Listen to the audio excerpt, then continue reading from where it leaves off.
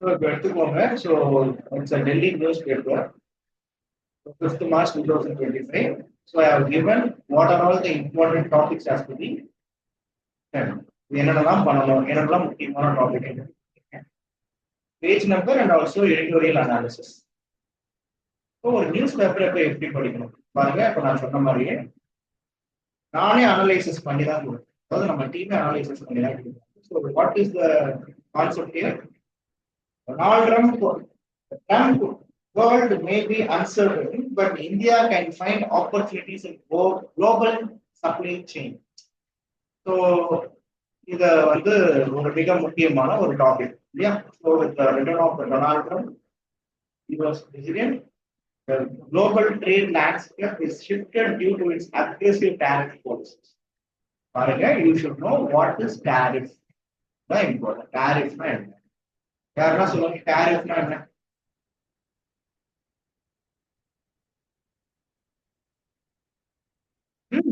What is tariff? முதல் line தான், tariff na என்ன?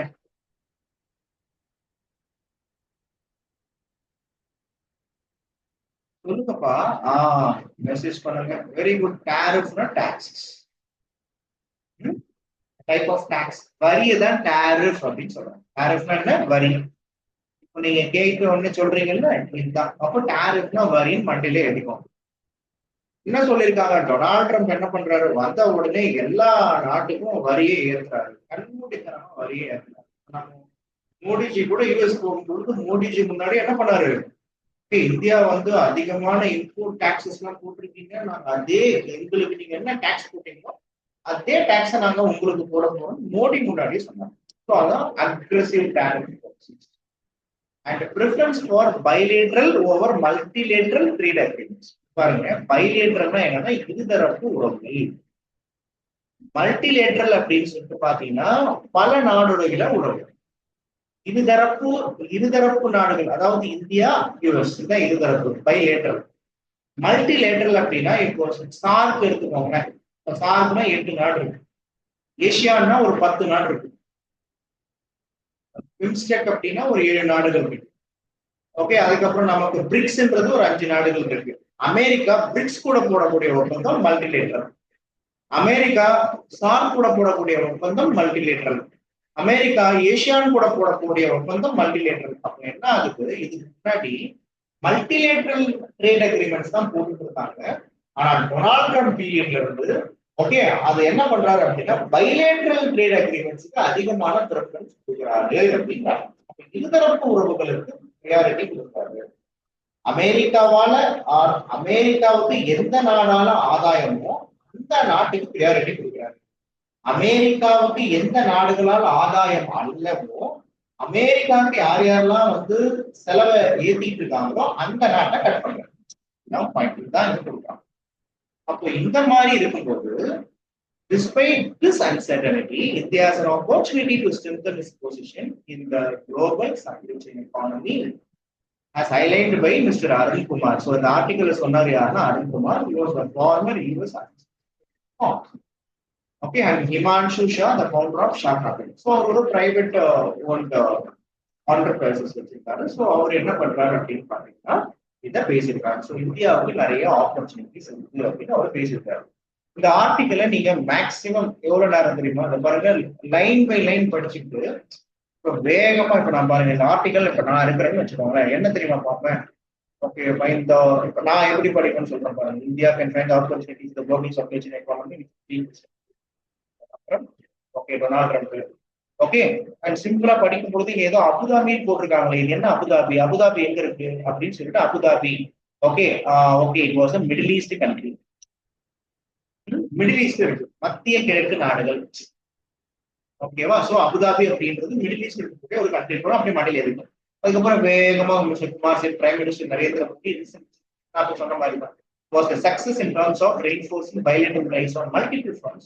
India should now focus on the details of the proposed trade agreement between the two countries. இந்த மாதிரிலாம் இருக்கும்போது வளவலாம் வேண்டாம். நான் அதுக்கப்புறம் நெக்ஸ்ட் ஓகே என்ன ஓகே இப்போ இதெல்லாம் நம்ம தேவையில்லாம நமக்கு தேவையில்லை. இப்போ இங்க என்னன்னா India has geopolitical advantage. Hence, okay, the tariff won't be as bad it being feared அப்படின்னு சொல்லி. அப்போ India is Jio political advantage அப்படின்னு என்ன அப்படின்னு யோசிக்கணும். பாருங்க, நீங்கதான் உங்களுடைய மண்டிக்கு நீங்க வேலை கொடுக்கணும். என்ன இங்க என்ன போட்டிருக்கு? இந்தியாவை geo political advantage. Geo political advantage நீங்க யோசிச்சு பாருங்க. இந்தியான்ற நாடு, it was not a landlocked country, coastal country, peninsular country. 7516 kilometre கோஸ்ட்லயே நம்ம நாட்டில் இருக்கோம். நமக்கு அமெரிக்காவே வேணான்னு சொன்னாலும், நீங்க எனக்கு வேண்டாம் உங்க பேச்சு தான் அப்படின்னு அமெரிக்கா நமக்கு வேணான்னு சொன்னாலும் சரிங்க, ஒன்றும் பிரச்சனை இல்லைங்க. ஸோ எங்க நாட்டுக்கு பக்கத்து நாடு தாங்க ரஷ்யா. நாங்க ரஷ்யா கூட ட்ரேட் பண்றோம். எங்க நாடு அப்படியே கடல் வழியா போனா அந்த சவுத் ஈஸ்ட் ஏஷியா இருக்கு, சிங்கப்பூர், மலேசியா இருக்கு, நாங்க ட்ரேட் பண்றோம். ஓகே, ஏன் நாங்க இந்த பக்கம் போனீங்கன்னா இந்தோனேஷியா கூட ட்ரேட் பண்றோம். வெஸ்ட் பாலிசிஸ் எங்களுக்கு ஃபெயிலியர்னா லுக் ஈஸ்ட் பாலிசி போட்டு நாங்க போயிட்டே இருக்கோம். இதுக்கு பேர் தான் ஜியோ பொலிட்டிக்கல் அட்வான்டேஜ். அண்ட் ஜியோனா ஜியோகிராஃபி, பாலிட்டினா இந்தியாவை எந்த நாடும் வெறுக்கல. சொமாலியாவை வெறுக்கிற மாதிரியோ, பாகிஸ்தான், ஆப்கானிஸ்தானை வெறுக்கிற மாதிரியோ யாருன்னா இந்தியாவை வெறுத்து பார்த்துருக்கீங்களா? இல்ல. போஸ் பாகிஸ்தான் வெறுக்கிறாங்க, இந்தியாவுடைய எதிரி நாடுகள் நம்மளுடைய வளர்ச்சிகளை பொறாமப்படுறாங்களே கட்டி பொதுவாக இந்தியாவை யாரும் வெறுக்கல. ஓகே, இப்ப நம்ம அமெரிக்காவோட நமக்கு பிரச்சனை இல்லை, பிரச்சனைன்னு தெரிஞ்சுக்கலாம். நம்ம ரஷ்யா போனா ரஷ்யாவும் நமக்கு வெல்கம் தான் பண்ணும். ஓகே, சொல்ல போனா நம்ம சைனா நமக்கு எதிரி நாடு தான், ஆனா பட் சைனா கூட அதிகமா ட்ரேட் பண்ணிட்டு தான். ஓகே, சவுத் ஈஸ்ட் ஏஷியா கூட ட்ரேட் பண்ணிட்டு தான் இருக்கும், ஜப்பான் கூட நம்ம ட்ரேட் பண்ணிட்டு தான் இருக்கும். அப்போ அதைத்தான் அவரு சொல்றாரு. அப்போ இதுல தேவையில்லாம சில கதைகள்லாம் இருக்கும், இதெல்லாம் நீங்க அப்படியே ஈஸியா வந்து விட்டுடலாம். இந்த மாதிரி இதுல எதுதெல்லாம் இம்பார்ட்டன்ட்னு ஓகே இது மாதிரி படிக்கணும் போது இப்ப பாருங்க, இதைத்தான் நம்ம இன்ஸ்டியூட்ல என்ன பண்றோம், டெய்லி நியூஸ் அனாலிசிஸ்ல இம்பாக்ட் ஆஃப் தான் எக்ஸாம் பாயிண்ட் ஆஃப் வியூ. அப்ப நீங்க அது ஒரு அவுட்லைனை படிச்சுட்டு நம்ம நியூஸ் அனாலிசிஸ்ல நீங்க பாத்தீங்கன்னா ட்ரம்ப்போடைய அக்ரெசிவ் டேரிஃப் அப்ரோச் எப்படி இருக்கு அப்படின்றத கொடுக்குறோம். இப்ப பாருங்க, அதாவது வெர்டிகல் வே ஆஃப் அப்ரோச்சிங் இந்த நியூஸை நான் என்ன பண்றேன் உங்களுக்கு கொடுத்துறேன். பாயிண்ட் புரியுதா? ஒரு நியூஸை ஹரிசாண்டலாவும் அப்ரோச் பண்ணலாம், வெர்டிகலாவும் அப்ரோச் பண்ணலாம் சொன்னல. இப்ப வெர்டிகல் வே ஆஃப் அப்ரோச்சிங் இந்த நியூஸ் என்ன, ட்ரம்ப்போடைய அக்ரெசிவ் டேரிஃப் அப்ரோச் எப்படி இருக்கு பாருங்க. Like to increase the tariffs on multiple countries. First time, அதாவது ட்ரம்ப் போன தடவைக்கு முன்னாடி என்ன பண்ணாருன்னா ஒரு யூஎஸ் உடைய பிரசிடென்டா இருக்காரு. ட்ரம்ப்போடைய பாலிசி என்ன தெரியுமா? அமெரிக்கா ஃபர்ஸ்ட் தான். அமெரிக்கா ஃபர்ஸ்ட், அமெரிக்கா ஃபர்ஸ்ட் அப்படின்றது என்னன்னா, அமெரிக்கா தான் திருப்பியும் bring backing the glory of America. அமெரிக்காவை தான் திருப்பி எடுத்துட்டு வரணும். அமெரிக்கா மற்ற நாடுகளுக்கு எல்லாம் செலவு பண்ணிட்டு இருக்கிறது அவர் தடுக்கிறாரு. அதனாலதான் உக்ரைன் போரே பாத்தீங்கன்னா இதுக்கு முன்னாடி இருக்கக்கூடிய ஜோ பைடன் தலைமையில இருக்கிறவங்க என்ன பண்ணாங்க, அதுக்கு சப்போர்ட் பண்ணிட்டு இருக்காங்க. உக்ரைனுக்கு $350 மில்லியன் மேல ஸ்பெண்ட் பண்ணிருக்காங்க. அதெல்லாம் தேவையில்லாத விஷயம். என்ன பண்றாரு அவரு, அதெல்லாம் வேண்டாம் அப்படின்னு சொல்லிட்டு சொல்றாங்க. சோ அப்போ ட்ரம்ப்போடைய லாஜிக்கே என்ன அப்படின்னு பாத்தீங்கன்னா, ஓகே சோ என்ன லாஜிக் வருது, சோ அவரை பொறுத்த வரைக்கும் தேவையில்லாம எந்த அமெரிக்கா ஃபர்ஸ்ட் அப்படின்றது தேவையில்லாத விஷயத்துல வந்து போக்கஸ் பண்ண வேண்டாம்னு நினைக்கிறேன். So preference for bilateral trade agreement, pressure on the countries like India to reduce tariffs. நான் சொன்னல, இந்தியா அமெரிக்காவுக்கு மேல போடக்கூடிய வரி ரொம்ப அதிகம். அதான் ட்ரம்ப் வந்து பார்க்கும்போது சொல்லியிருக்காரு. சேலஞ்சஸ் ஃபார் இந்தியா, இப்ப இதனால என்ன சேலஞ்சஸ் ஆகுது, இந்தியாவுக்கு என்ன பிரச்சனைனால tariff disputes may impact Indian export. நம்ம அதிகமா அமெரிக்கா கூட பண்ணக்கூடிய எக்ஸ்போர்ட் கம்மியாகலாம். Uncertainty in trade policies making long term planning difficult. So இந்த மாதிரி இருக்கும்போது நம்ம அமெரிக்காவை வச்சு நம்ம பிளான் பண்ண முடியாது. இப்போ நம்ம என்ன நினைக்கலாம் அப்படின்னா, இப்ப 2026 அமெரிக்காவுக்கு ஒரு $10 பில்லியன் வந்து பார்க்கும்போது எக்ஸ்போர்ட் பண்ணணும்னு நினைச்சிருப்போம். அதுக்கேற்ற மாதிரி நம்ம உற்பத்தி பண்ணிருப்போமா? இப்போ உற்பத்தி பண்ண நம்ம ஆரம்பிச்சிட்டோம், பட் அமெரிக்கா வேணாம்னு சொன்னா இப்ப நம்ம உற்பத்தியை ஸ்டார்ட் பண்ணணுமா? இதை நம்பி இருக்கக்கூடிய மக்கள் பாதிப்பு உள்ளாவாங்களா? ஆப்பர்ச்சுனிட்டிஸ் என்ன? ஸோ ஒரு பக்கம் சேலஞ்சஸா இருக்கணும், இன்னொரு பக்கம் company seeking to move out of China. இதுதான் நம்ம யோசிக்கிறோம். ஆமா இல்ல, சைனாவில என்ன பண்றாங்க அப்படின்னா, நிறைய கம்பெனி சைனாவில இருக்கிறவங்க சைனா மேல இருக்கக்கூடிய கோபத்துல உங்களுக்கே தெரியும். ஓகே, சைனா ஏசியாவில் நல்லா வாழ்ந்துட்டு இருக்காங்க. சைனா மேல இருக்கக்கூடிய கோபத்தை நிறைய பேர் அங்க இருக்கக்கூடிய சைனால இருக்கக்கூடிய கம்பெனிஸ் நிறைய பேர் இந்தியா பக்கம் வந்துருக்காங்க. ஸோ இதுக்கு பேர் தான் China business. So India growing manufacturing sector. ஓகேவா? So PLI scheme, make in India, இந்த மாதிரியான மேனுஃபேக்சரிங் செக்டர் டெவலப் பண்றதுக்காக இந்தியாவுடைய ஸ்கீம் நிறைய மேனுஃபேக்சரர்ஸ் இங்க அட்ராக்ட் பண்றோம். இந்த ஆப்பிள் ஐபோன் ரீசெண்டா சொல்றாங்க, இந்த apple iPhone production example shows India's rising role in supply chains. Okay, supply chains ஒண்ணுமே கிடையாது, உற்பத்தி. ஓகே, சப்ளை செயின் மேனேஜ்மெண்ட் அப்படிங்கிறது என்ன அப்படின்னா உலக மக்களுக்கு தேவையான மிக முக்கியமான கன்சியூமர் குட்ஸை சப்ளை பண்ணக்கூடிய நாடு, அதுதான் சப்ளை செயின். அது அது மேனுஃபேக்சரிங்கா இருக்கலாம், இல்லைன்னா சர்வீஸா இருக்கலாம், அதுதான் சப்ளை செயின். MBA கூட supply chain management, operational management தான் இருக்கு. சரியா? சோ இந்தியா ஸ்ட்ராட்டஜி இன் global supply chain.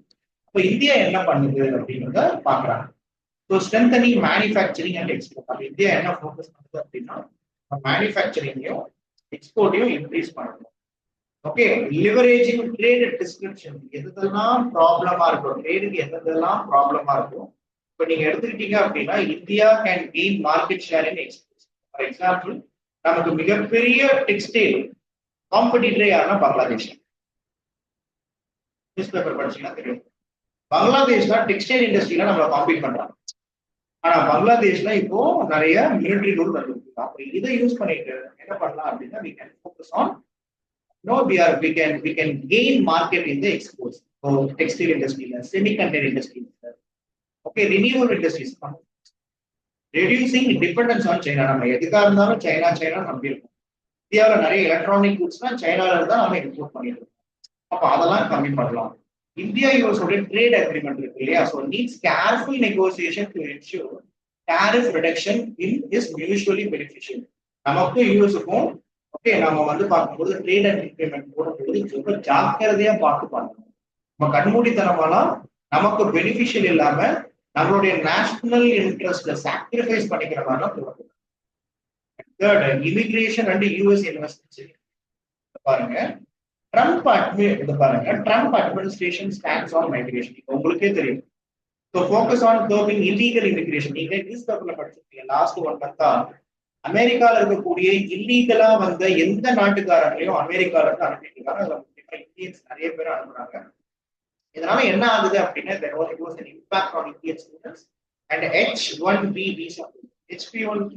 H1B visa வச்சிருக்கிறவங்க நீங்க யாருன்னு பாத்தீங்கன்னா மேக்ஸிமம் ஐடி ஃபீல்ட்ல இருக்கிறவங்க. ஓகேவா?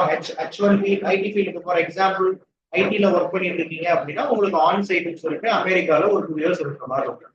ஸோ இந்த மாதிரி இருக்கிறவங்களுக்கு பிரச்சனை.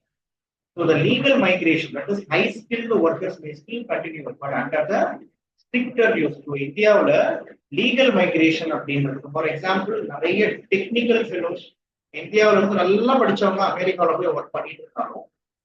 ட்ரம்போடைய அட்மினிஸ்ட்ரேஷன் என்ன பண்ணுது அப்படின்னா ஓகே, அவங்க ரொம்ப கண்காணிக்கிறதால அவங்க மேபி இன்னும் ரொம்ப ஸ்ட்ரிக்டா இருக்கும். Okay, expected decline. அப்போ யூஎஸ் இன்வெஸ்ட்மெண்ட்ஸ் இந்தியானால என்ன ஆகுது அப்படின்னா இந்த மாதிரி பாலிசிஸால expected decline in outbound US investment, அதாவது கிட்டத்தட்ட 20% பார்க்கும்போது ட்ராப் ஆகுதுன்னு சொல்றாங்க. So Indian companies may invest more in the US, especially இந்த பார்மாசூட்டிகல்ஸ் ஆல்சோ ஆன் மெரிட்ஸ். ஃபைனலா என்ன சொல்ல வராங்கன்னா India's focus should be on attracting or reshoring investments to the global companies. India என்ன பண்ணணும், தொடர்ந்து குளோபல் இன்வெஸ்டர்ஸை அட்ராக்ட் பண்ணி அவங்களுக்கு என்ன பண்ணணும், அப்போ ஒரு ப்ராஃபிட்டபிளான ஒரு ட்ரேடிங் சிச்சுவேஷன் என்விரான்மெண்ட் கிரியேட் பண்ணி. While the Trump-led US brings uncertainty, it also creates opportunity for India in global supply chains, trade negotiations, and attracting investments. India must adopt a strategic approach to navigate tariff challenges, immigration policies, and investment. இந்தியாவை என்ன பண்ணணும் அப்படின்னா அதுக்கேற்ற மாதிரி பண்ணணும். பாருங்க, UPSC mains practice question, இதை வச்சு நம்ம ஒரு பிராக்டிஸ் கொஸ்டின் இதை நீங்க எழுதலாம். The global trade landscape is undergoing major disruptions due to the rising protectionism and geopolitical tensions. இப்போ நம்ம படிச்சதையே ஒரு கொஸ்டினா எடுத்துருக்கேன். In this context, critically analyze India's strategy to strengthen its role in the global supply chain. இதுதான் இதோட answer. உங்களுக்கு daily news paper analysis கொடுக்கறதுக்கு காரணமே இதுதான். நான் உங்களுக்கு ஓகே என்ன பண்ணிட்டு இருக்கேன், ஜனவரி மந்த் ஃபுல்லா உங்களுக்கு கொடுத்துருக்கேன். இதுல இருந்து தான் நான் டெஸ்ட் ஒர்க் பண்ணி கேட்டிருக்கேன். இப்போ இதுல இருந்து நான் ப்ரிலிம்ஸ்ல கூட எடுக்கலாம். பாயிண்ட் புரியுதா? ப்ரிலிம்ஸ்ல கூட இதுல இருந்து நான் கொஸ்டின் எடுக்கலாம். புரியுதா? இப்போ உங்களுக்கு பீப்புள் அண்டர்ஸ்டுட் மை பாயிண்ட். பாருங்க, இதே மாதிரி தான் என்ன ஒண்ணு, Jaishankar meets UK prime minister, Starmer cabinet officials, இது எல்லாமே இருதரப்பு உறவுகள் தான். இது எதை பத்தினா GS2 and 3ல international relations and economy, science and technology. Okay, இது வந்து பைலேட்டரல் ரிலேஷன்ஸ்ல வருது. இப்போ நீங்க இதை படிக்கும் போது இது நம்ம சிலபஸ்ல எங்க வருதுன்னு தெரியும். அதனாலதான் நான் எப்பயுமே சொல்வேன், நீங்க சிலபஸ் என்ன பண்ணணும் அப்படின்னா மனப்பாடம் பண்ணி வச்சுக்கணும். The first thing for any competitive examination preparation, நீங்க சொல்றதா ஞாபகம் வச்சுக்கோங்க. ஃபர்ஸ்ட் சிலபஸை மெமரைஸ் பண்ணுங்க. சிலபஸை நீங்க பாக்குற இடத்துல ஒட்டி வச்சுக்கோங்க. உங்களுடைய பெட்ரூமோ இல்லைன்னா கிச்சனோ இல்லைன்னா வந்து பார்க்கும் பொழுது லேசர் ரூம் எல்லாம் இருந்துச்சுன்னா ஸ்டடி ரூம் சிலபஸ் ஒட்டி வச்சுக்கோங்க. நியூஸ் பேப்பர் படிக்கும் போதும் என்ன பண்ணுங்கன்னா இது ஆட்டோமேட்டிக்கா மைண்ட் போயிடும். ஓகே, இது இன்டர்நேஷனல் ரிலேஷன், இதுல இருந்து கொஸ்டின்ஸ் எப்படி கேட்பாங்க, இந்த மாதிரி ஒரு ஒரு ஓவர்வியூ ஃபாஸ்டா படிக்கிற நியூஸ் பேப்பர். ஃபார் எக்ஸாம்பிள், இப்போ நீங்க டிஎன்பிஎஸ் தான் எழுதும் பொழுது கூட இப்படிதான் கேட்டு விட்டுருக்கோம். எஃப்டிஏ அப்படின்னா என்னன்னு கேட்போம். எஃப்டிஏ அப்படின்னா free trade agreement. Consider the following statement, abbreviation சொல்லுங்க. எஃப்டிஏனா என்ன? அதுக்கப்புறமா வந்து பார்க்கும் பொழுது ஓகே, உங்களுக்கு இன்னும் நிறைய கேட்பாங்க. நிறைய இந்த மாதிரியான டெக்னிக்கல் டர்ம்ஸ் தான் இருக்கு. Foreign direct investments or foreign portfolio investments. Foreign FDI na enna, FTA, foreign portfolio investment, FTA na enna, இந்த மாதிரிலாம் கேட்போம் அப்ரிவேஷன்ஸ். சரியா? இது மாதிரிலாம் படிச்சீங்க. இதுக்கு ரொம்ப அதிகமான ப்ரியாரிட்டி கொடுத்துருக்காங்க. அதுக்காக தான் உங்களுக்கு அனாலிசிஸே கொடுக்கும். சரியா? இப்போ இந்தியா அமெரிக்காவை பார்த்தோம். இப்போ இந்தியா யூகே உடைய ஃப்ரீ ட்ரேட் அக்ரிமெண்ட் பத்தி இங்க பேசுறோம். இதுதான் உங்களுக்கு நீங்க உங்களுக்கு மெயின்ஸ்ல வந்து பாருங்க. இது மெயின்ஸ் தான். ஓகே, இது ஜிஎஸ் பேஜ் நம்பர் 6ல இன்டர்நேஷனல் ரிலேஷன்ஸ்ல Belgium defence giant ties up with Indian firm to manufacture tanks தான் டேங்க் பீரங்கின்னு சொல்லுவாங்க. ஓகேவா? ஸோ இதெல்லாம் படிக்கணும். So Pune based electro pneumatics and hydraulics. Okay, joint venture Belgium வந்து ஜாயிண்ட் வெஞ்சர் பண்ணிருக்காங்க. இதுக்கு ரொம்ப அதிகமான இம்பார்ட்டன்ஸ் கொடுத்தாரு. ஓகே, இதுல முக்கியமா என்ன அப்படின்னு பாத்தீங்கன்னா இந்தியாவுடைய இப்ப நீங்க வேகமா படிக்கும்போது இந்த இடம் தான் இம்பார்ட்டன்ட். அப்போ ஏன் இந்த பாயிண்ட் இம்பார்ட்டன்ட்னா ஆத்மா நிர்பார் பாரத். இது நீங்க பாத்தீங்கன்னா தெரியும். இந்தியாவில் இந்தியன் பிரைம் மினிஸ்டருடைய கோலே என்ன அப்படின்னா இந்தியாவில் நிறைய மேனுஃபேக்சரிங் பண்ணணும். இந்தியாவில் வந்து டிஃபென்ஸ் ஃபோர்ஸ் இந்தியாவில் உற்பத்தி பண்ணணும். இந்தியாவுக்கு தேவையான ராணுவ தடவாளங்களை இந்தியாவில இருந்தே உற்பத்தி பண்ணணும் அப்படின்ற இந்த மனோநிலையெல்லாம் இருக்கு. இதுக்கெல்லாம் சப்போர்ட் பண்ணது. இதை ஒரு வேகமா நான் தான் சொல்றேன், நியூஸ் பேப்பர்ல இருந்து கீழே இருக்கக்கூடிய அனாலிசிஸை நீங்க படிச்சுக்கிட்டே வரணும். எதுவும் யூபிஎஸ்சி மெயின்ஸ்ல தான் கேட்கும். ஓகே, அதுக்கப்புறம் பாத்தீங்கன்னா what are the issues around delimitation.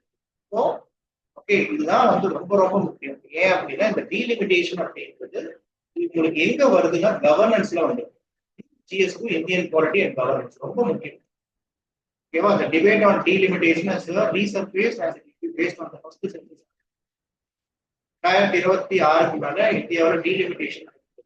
இந்த டீலிமிட்டேஷன் நடக்கிறதால southern states and north eastern states நிறைய அவங்களுடைய கான்ஸ்டிட்யூன்சிஸை இழக்க போகுது. இது யாருக்கு அட்வான்டேஜ், யாருக்கு டிஸ்அட்வான்டேஜ்?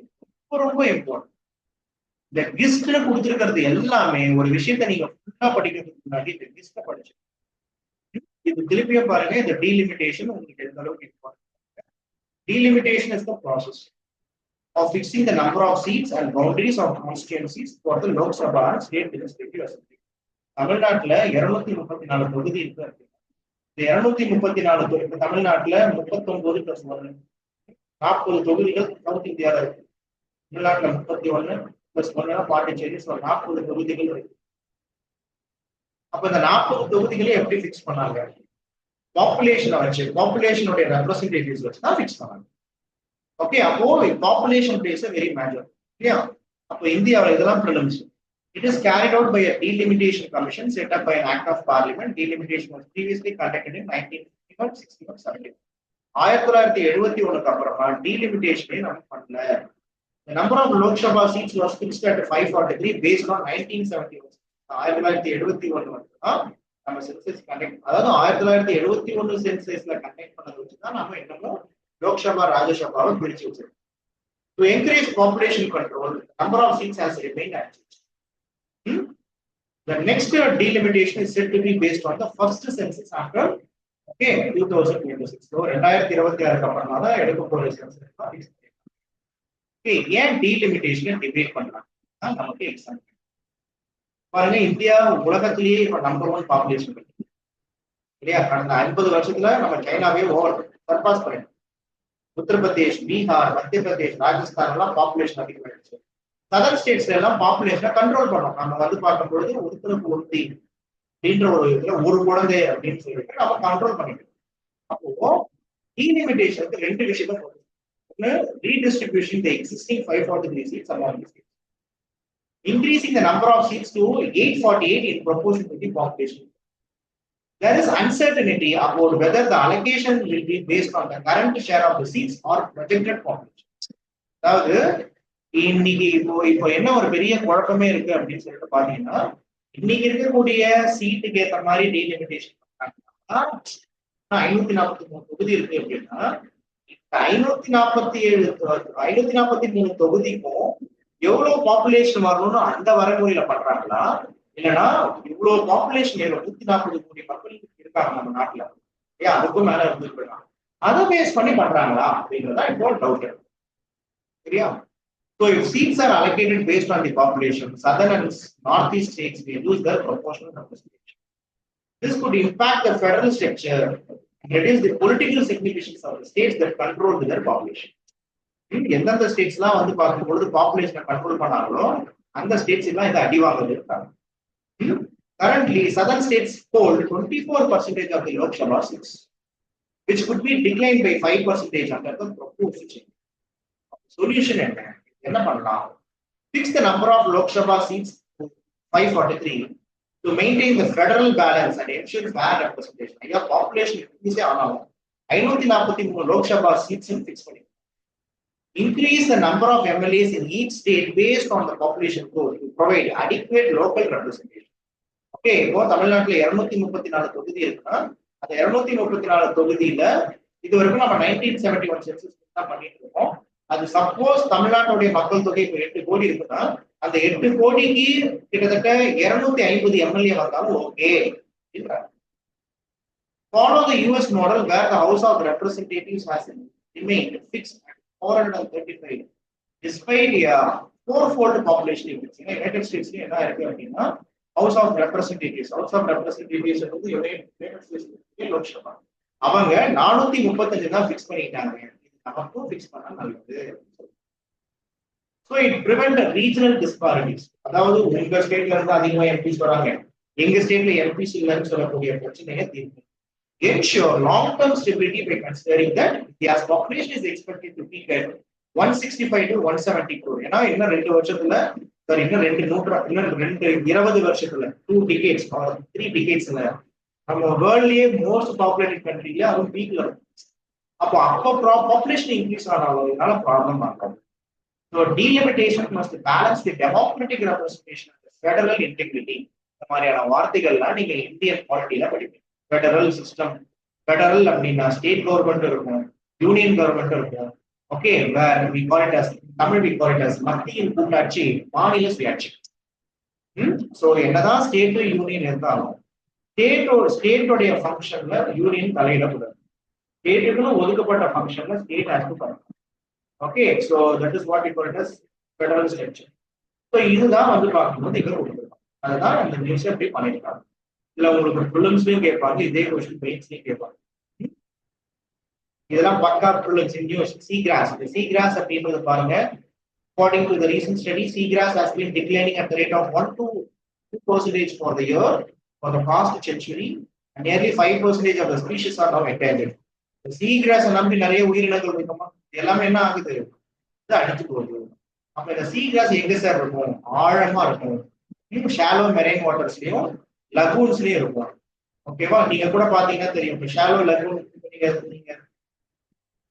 திருச்செந்தூர் போறீங்க, ராமேஸ்வரம் போறீங்க, கடல்ல நடக்கும் பொழுது உங்களுக்கே பாத்தீங்கன்னா இந்த சீகிராஸ்லாம் நீங்க ரியலைஸ் பண்ணுவீங்க. So seagrasses அப்படி என்ன இருக்கு? It has roots, stem, leaves and also flowers. Like terrestrial plants, seagrass also photosynthesis, manufacture their own food. அப்போ உங்ககிட்ட ப்ரிலிம்ஸ் எப்படி தெரியுமா கேட்பாங்க? Seagrass, it cannot manufacture. Seagrass are not autotrophic. பாருங்க, seagrass was not a autotroph.